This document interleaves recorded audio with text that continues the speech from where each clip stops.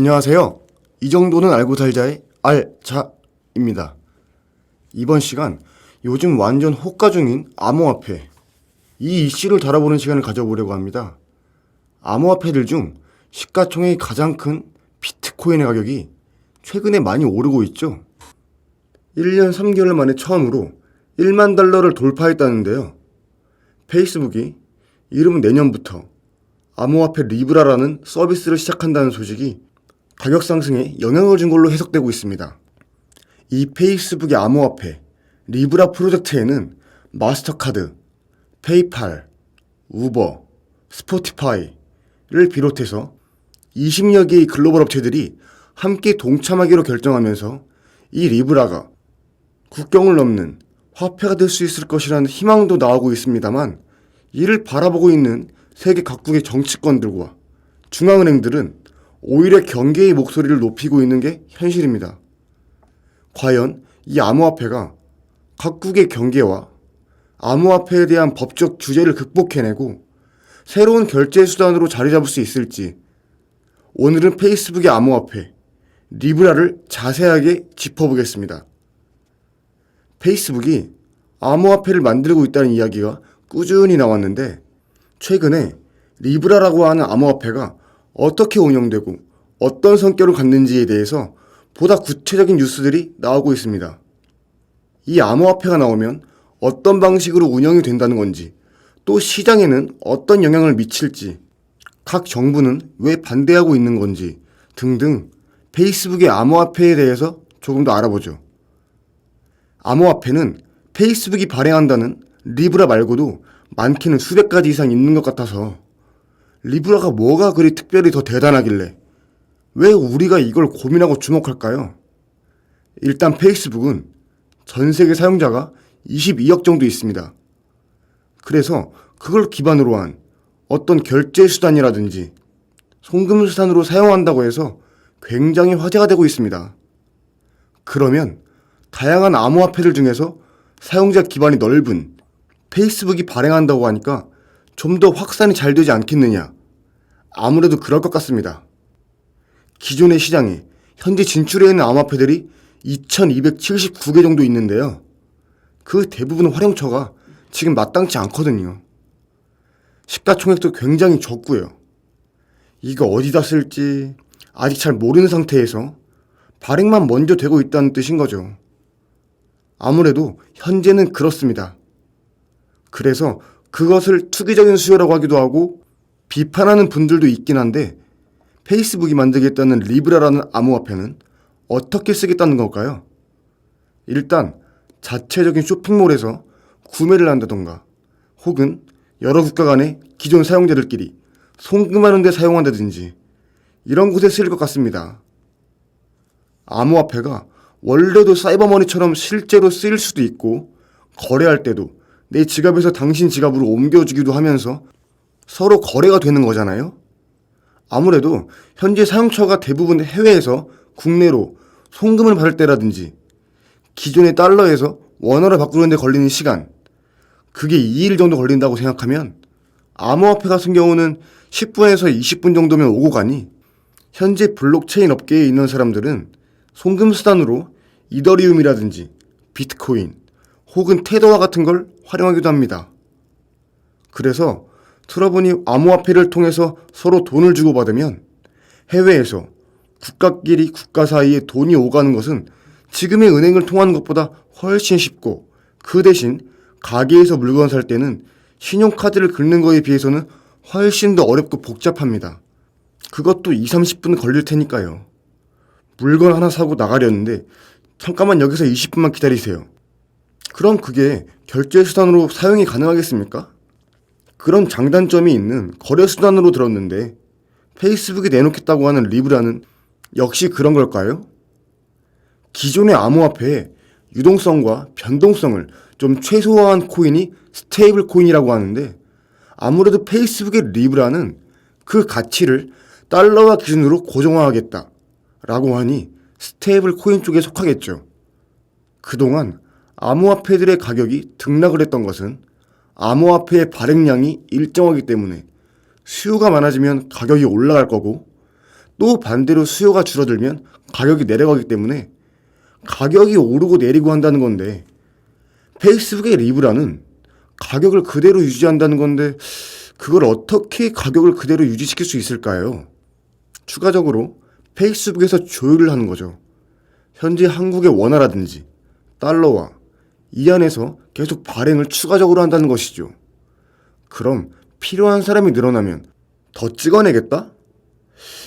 찍어낸다는 말보다는 그 달러만큼을 예치하는 게 맞는 것 같네요.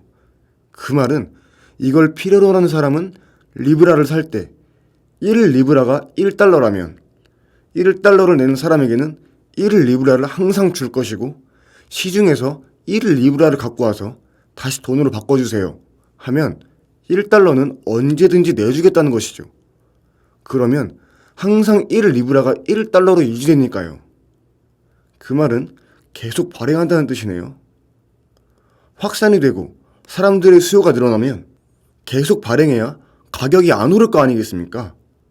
아무래도 미국의 자산공사나 은행 이런 쪽이 예치를 계속해서 지급할 수 있도록 그런 방향으로 할 것 같습니다. 지금도 우리가 예를 들면 돈이라고 하는 것을 쓸 때 사람들이 많이 쓰는 것을 요청을 하면 얼마든지 한국은행에서 발행을 하잖아요. 한국은 조폐공사를 통해서요. 시중에도 현금이 필요하다 그러면 그동안 얼마를 가져갔는지 그걸 고민하지 않고 항상 내주다 보니까 그렇게 된다는 뜻인데, 여기에 대해서 미국이나 주요국 정부들은 대부분 우려와 반대를 하고 있다고 들었습니다. 아무래도 내년 초 미국으로부터 시작할 예정인데요. 현재 다음 달 당장 하원청문회나 금융감독 SEC 규제위원회나 이런 데서 집중해서 보고 있습니다. 반대를 하는 이유는 뭘까요?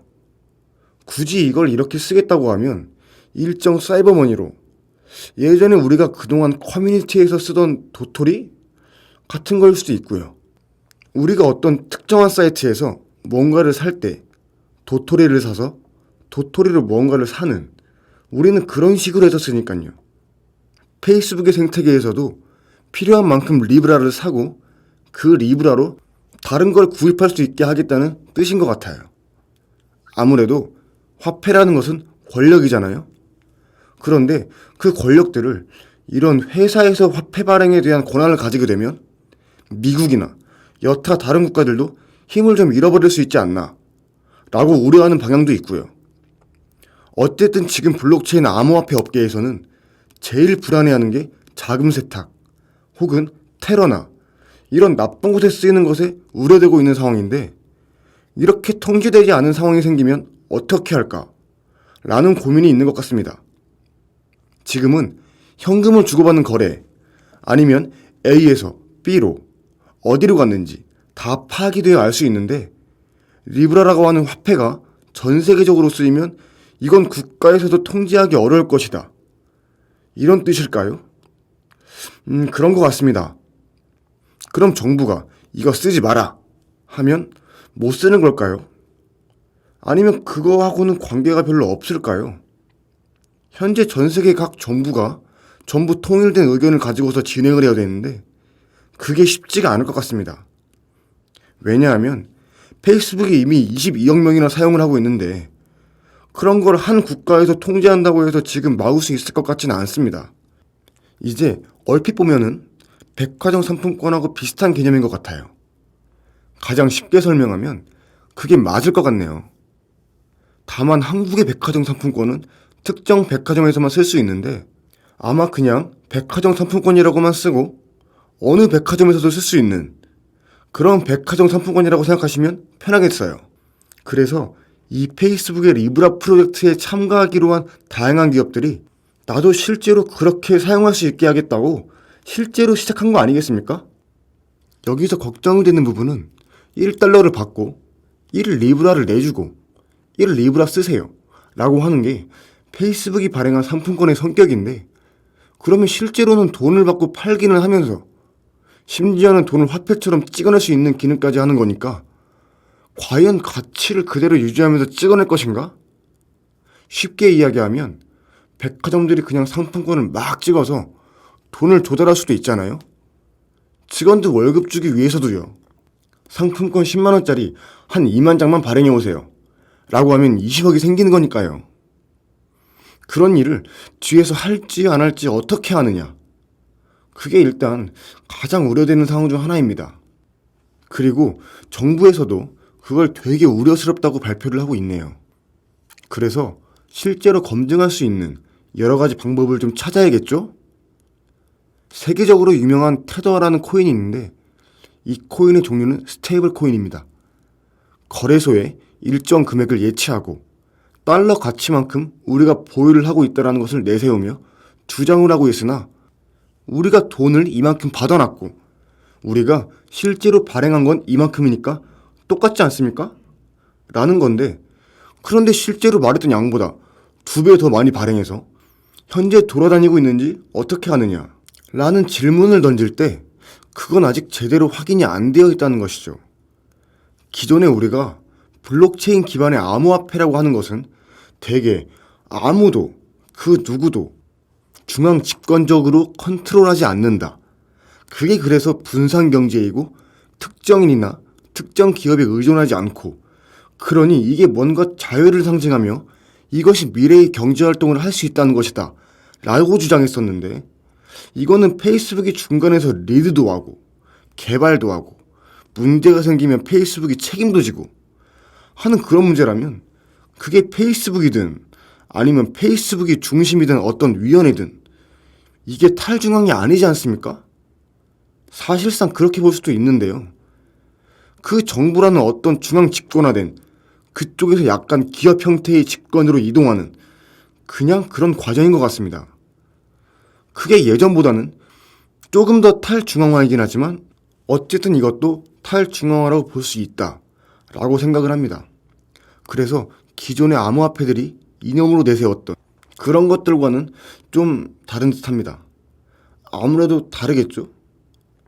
기존에 생각했던 코인은 퍼블릭 블록체인이라고 하고, 현재 페이스북에서 발행하려고 하는 그런 코인들은 프라이빗 블록체인이라고 하는데, 조금 다른 형태의 어떤 블록체인, 지금까지와는 조금 다르다고 볼 수 있습니다. 과거의 개념을 그대로 유지하자면 거래 시간이 많이 걸릴 테고 각자 사용자들이 이 장부에 다 기록을 해야 된다고 하니깐요. 그걸 벗어나면 그냥 기업이 만들어 놓은 화폐일 텐데 기업이 화폐 발행하겠다는 것을 받아들이기는 좀 어려울 것 같고, 두 가지 고민 중에 좀 결론을 내리기는 쉽지 않을 것 같네요. 좀 지켜보시죠. 출시되기도 전 이슈몰이 중인 페이스북의 리브라, 암호화폐 시장에 화창한 꽃이 될지 시든 꽃이 될지 지켜봐야겠습니다. 이상 이 정도는 알고 살자의 알차였습니다. 더 좋은 영상으로 찾아뵙겠습니다. 시청해주셔서 감사합니다.